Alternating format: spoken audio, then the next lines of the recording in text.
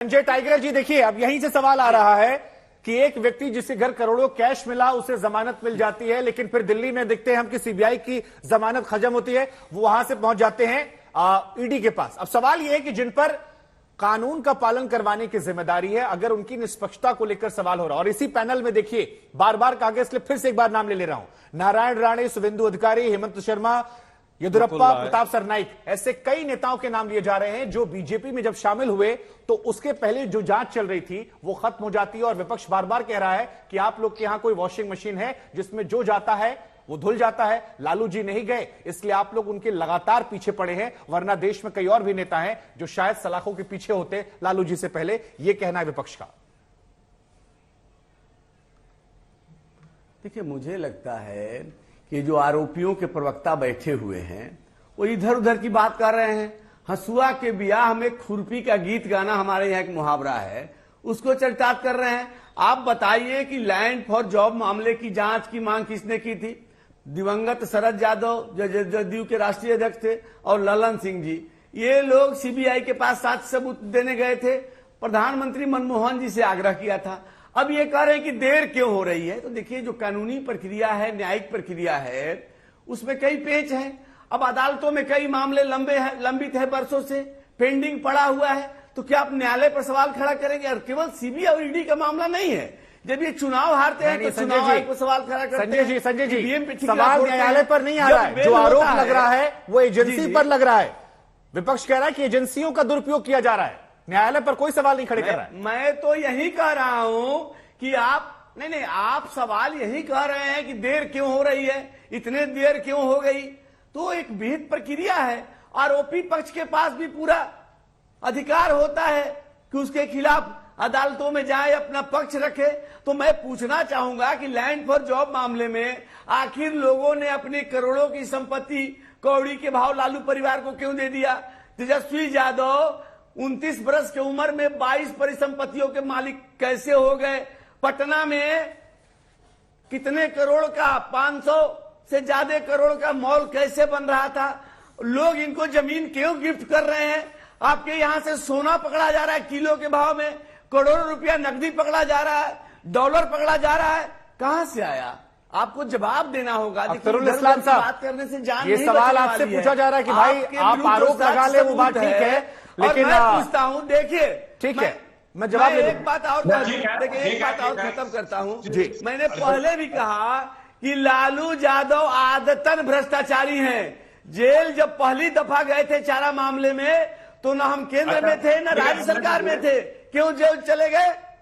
ठीक है अख्तरुल साहब, आज आप हमारी कई सारे सवाल आपके लिए, तो हम पे सवाल उठा रहे हैं। अपने दामन में तो ठीक है अख्तरुल जी, पहला सवाल तो यही है कि लालू जी जब पहली बार जेल गए थे तब बीजेपी कह रही है हम सरकार में नहीं थे, और अब तो प्रत्यक्ष नजर आ रहा है करोड़ों रुपए मिल रहे हैं। वो कह रहे हैं पटना में संपत्तियां हैं, मॉल का जिक्र कर रहे हैं। वो कह रहे हैं कि इतनी अकूत संपत्ति तो आप लोगों ने छाप ली है, इसीलिए आप लोग जेल जा रहे हैं, या उस तरह से एजेंसियां कार्रवाई कर रही हैं। इसे दुर्भावना का नाम मत दीजिए, ये कुकर्मों का फल है, ये बीजेपी कह रही है। देखिए, जो 1 करोड़ रुपए बरामदगी का मामला बता रहे हैं, अभी आपने देखा 2 दिनों पहले 10 करोड़ रुपया एक मामूली एमएलए के पास पकड़ा जाता है। इनके सांसद बेगूसराय के हैं गिरिराज सिंह, उनकी आवाज पे 3 करोड़ रुपया पकड़ा जाता है, और इनके पूरे खानदान में छापा मार दिया। किसी एक कोई व्यवसायी है, उसके यहाँ 1 करोड़ रुपया मिल गया, आधा किलो सोना मिल गया, उसके लिए हाय तौबा मचा रहे हैं। इनके सांसद के यहाँ 3 करोड़ रुपया मिला, इनके विधायक के यहाँ 10 करोड़ रुपया मिला। देखिए, असल बात क्या है कि पूरे देश के भ्रष्टाचारी के सरगना प्रधानमंत्री बन गए हैं। जितने भी देश के भ्रष्टाचार का आरोप भाजपा ने लगाया, जिसपे भी लगाया, सब आज प्रधानमंत्री के दोस्त हैं। चाहे येदियुरप्पा हो, सबसे भ्रष्टाचारी की यही कहते थे प्रधानमंत्री के दोस्त हैं। मुकुल राय हैं, शुभेंदु अधिकारी हैं, शर्मा जी हैं। जितना नाम अख्तरुल साहब आप गिना रहे हैं, इसको मैं 2-2 बार गिना चुका हूं शो पे सर, और मैं फिर आपसे पूछ रहा हूं कि एक तरफ गलत को आप अपने गलत से जस्टिफाई नहीं कर सकते हैं। वो सवाल मैंने बीजेपी से पूछ लिया और 2-2 बार पूछा सर, इसी कार्यक्रम में 2 बार पूछ लिया, लेकिन इसका मतलब ये नहीं कि अपने सवाल से आप बच जाएंगे। आप लालू यादव जी को भी सजा हुई है, चुनाव लड़ने पर रोक लगी, तो ये सारी बातें भी तो आई हैं। तो वो कह रहे हैं कि जो पहले से मामले हैं, जिसके सबूत दिए गए हैं, आप उस पर जवाब क्यों नहीं दे रहे हैं? आप बीजेपी पर आरोप लगाइए, लेकिन अपने सवालों के जवाब भी दे जाइए। सुधाकर जी, ये क्या प्रमाणित करता है कि पूरे जिसको भाजपा ने भ्रष्टाचारी कहा, वो सब प्रधानमंत्री के साथ खड़े हैं। हम 20 नाम गिना देंगे जो बड़े बड़े 1-1 लाख करोड़ का जिससे आरोप है अजीत पवार पर। तमाम लोग आज मोदी जी के साथ खड़े हैं, पूरे देश के भ्रष्टाचारी। कैसे ये जवाब देंगे? कोई जवाब है इनके पास? भाजपा ने ही सबको कहा है भ्रष्टाचारी है। तमाम लोग का लिस्ट गिना देंगे। 20 ऐसे लोग हैं इस देश में जिसके साथ प्रधानमंत्री के साथ आज वो लोग खड़े हैं। वो चाहते हैं विपक्ष के लोग भी इनके साथ खड़े हो जाए, इनके कदम में कदम मिला के चले, इनके आदेशानुसार करें, हम गठबंधन ना करें, हम चुनाव ना लड़ें, इनको ठीक है आपकी ये पॉइंट। मैं एक बार संजय जी फिर आपके पास आ रहा हूं। मैं आप पर मुख्य आरोप यही लग रहा है विपक्ष की तरफ से कि आप चाहते हैं कि विपक्ष का जो भी नेता मजबूत हो रहा है उसे कमजोर कर दिया जाए, और बीते कुछ समय में आप लोगों की सक्रियता इसी बात को लेकर आरोप लग रहे हैं। चाहे दिल्ली की बात हो, वहां भी आरोप लगा रहे हैं कि सिसोदिया को आप लोग लेना चाहते थे। बिहार में भी नीतीश जी कह रहे, तेजस्वी जी कह रहे हैं सरकार अस्थिर कर जाते हैं। तो क्या 24 को लेकर आप लोग डर गए, इस वजह से ऐसा हो रहा है? देखिए, ये राष्ट्रीय जनता दल के प्रवक्ता जोर जोर से बोल रहे हैं कि हमसे घबराए हुए हैं। तो मैं शुभांकर जी आपको बता दूं, मैं आपको तरुण साहब एक बार बात सुन लेते हैं। कार्यक्रम का नाम केवल दंगल है, यहां दंगल नहीं करते हम। कार्यक्रम का नाम केवल दंगल है सर, बात अपनी बारी बारी में रखेंगे। जी संजय जी।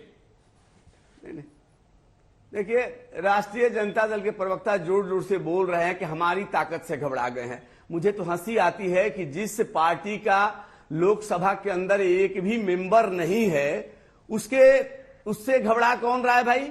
दुनिया और देश की सबसे बड़ी पार्टी जो पूर्ण बहुमत की सरकार बनाकर दिल्ली में बैठी हुई है, और हम इनसे घबराए हुए हैं। पहली बात तो ये।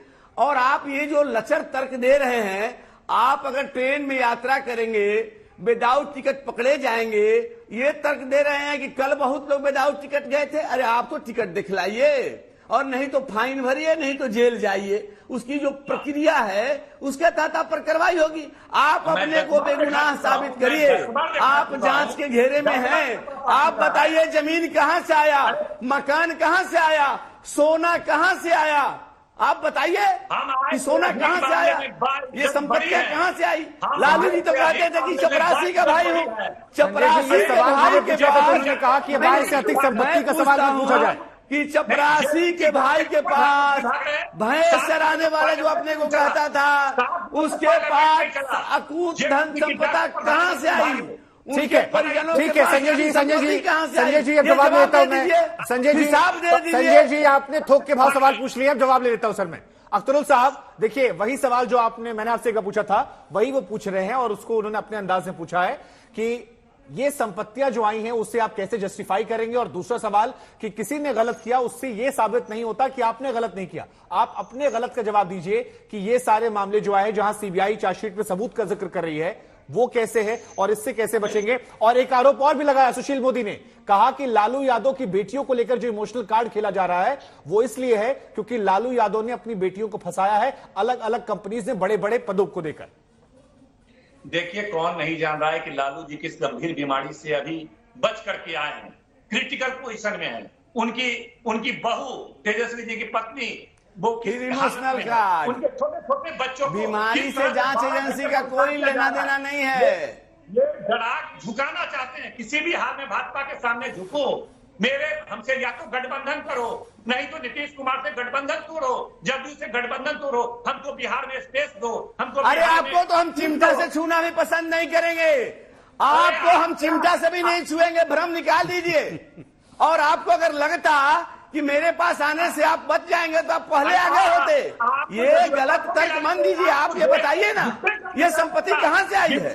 जब लालू जी कहते थे कि मैं चपरासी का भाई हूं, मैं चपरासी का भाई हूं, भैंस चराता था, तो एक चरवाहा के पास, भैंस चराने वाले के पास, चपरासी के भाई के पास, उनके परिजनों के पास ये खुद धन संपदा कहां से आई? इसका जवाब दीजिए। चाय बेचने वाला प्लेन से घूम रहा है अडानी। जवाब दीजिए, जवाब दीजिए। आप बीमार हैं, लाचार हैं, ये इससे सहानुभूति नहीं मिलने वाली है। कानून एजेंसी आप पर रहम नहीं करने वाली है, वो जांच करेंगी, साक्ष्य सबूत आपके खिलाफ है, कार्रवाई होगी। जो करना है कर लो आप, सत्ता के लिए जो दुरुपयोग करना है। और जेल की सजा काट रहे हैं, बेल पर है, तो ये न्यायालय ने ना आपको सजा ठीक है, किया है। ठीक है, आप दोनों ने अपने अपने तर्क रख दिए, बाकी मेहमानों के भी शामिल करते हैं। ठीक और है, न्यायालय ने सजा दिया है। ठीक है, आप तुरुल जी और संजय टाइगर जी, आप दोनों ने अपनी अपनी बात रखी। अब आप दोनों थोड़ा ठहर जाइए।